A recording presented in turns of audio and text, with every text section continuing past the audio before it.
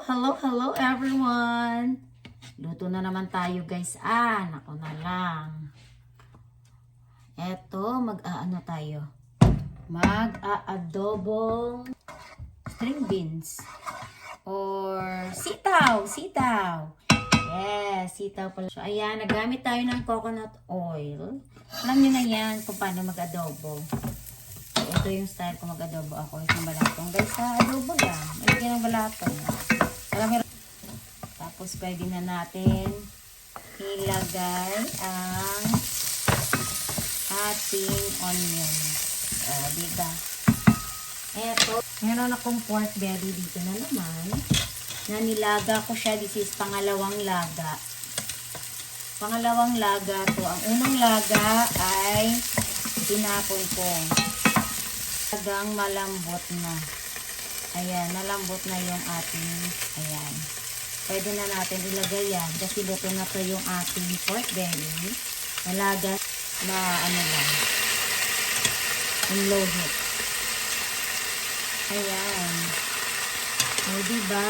Tapos wag nyo itapon yung kanyang broth na nilaga. Kasi pwede pa yung magamit. Ito, meron. Hindi natin mo yan itatapon. Kasi pwede yan i-sauce dyan. Lagay tayo ng rock salt. Diyan. Ayan. Ang buo. Pero guys, masarap yung pamintang buo. Ayan. Parang nagpapatangga talaga ng lansa powder. Ilagay natin sa sa soy sauce o toyo. Lutuin sa saglit sa mantika niya, sa sariling mantika niya. Tapos maglagay tayo ng broth. Ayan. Sarap. Ako na lang. Mapapagana naman yung kain nila mamaya. Na to. Na nilaga natin. Sa pangalawang laga na to guys. Ayan. Para mayroong sauce naman. Ang luto, kapag nalaga nyo na yung pork belly nyo. Yan yung idea ko sa mabilisang luto. Nilalaga ko lahat ng meat bago ko siya ilutuin kung anong klaseng luto ang yung gusto nyo. So, ayan. Lagyan na natin. Palutuin. Paano natin yun sa soy sauce. Uy, sarap. Mabilisan to kasi talaga yung pork natin is luto na. So, yung lulutuin na natin, yung sangkap na ilalagay natin sa ating nalulutuin na adobo. Lagyan natin ng laurel. Konti na lang yung laurel. Ayan. Tapos,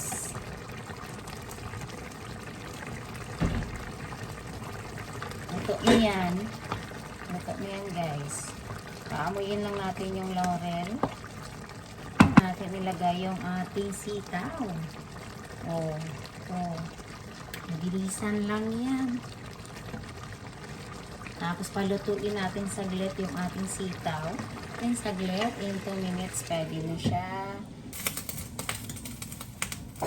Ayan na, luto na yung sitaw natin, Mabilis lang.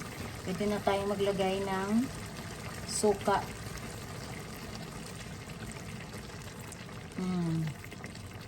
Tapos, palulutuin natin yung suka. Huwag natin takpan. Red chili. Ayan, diba? Maglagay tayo ng asukal. Brown sugar. Siguro mga lang. Mga 1 kutsarita. Or 2 kutsarita. 2 teaspoon. Ayan. Pinaluto natin yung yung vinegar. Ayan. Guys, ready to eat na. Nasok lang natin na siya yung ating pork para at least ma-absorb ng ating pork yung kanyang sauce. Ayan siya, natin guys. Mato na yan. Saka yung ating baboy,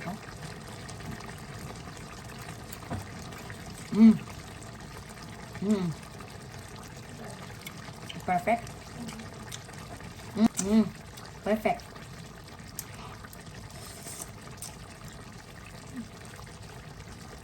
Ang taba. Ayan guys. Napakabilis. Thanks for watching. Bye!